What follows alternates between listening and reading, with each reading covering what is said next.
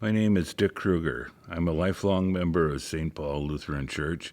My great-grandfather was a founding member of this church.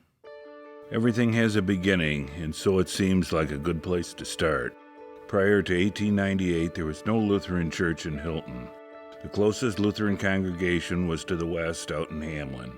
Well, that's a short drive. You might not feel that way if all you had was a horse and buggy.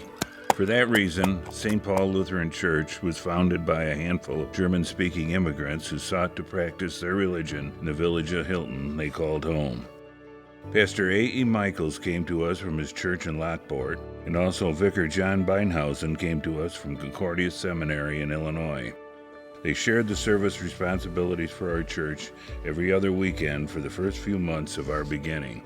Our first services were held at the Hilton Town Hall every Sunday, with approximately 36 members representing 10 families. 1 year later, in 1899, those few members laid the cornerstone for our first church building.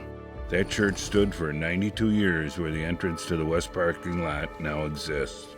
Most of the work to build a church was done by members themselves, including hauling stone for the foundation from the lake by horse and wagon.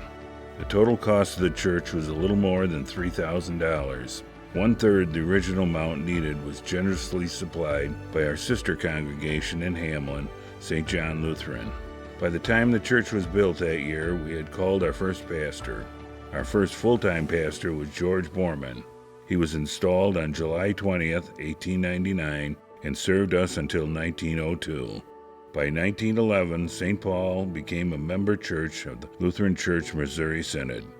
So began the history of St. Paul Lutheran Church.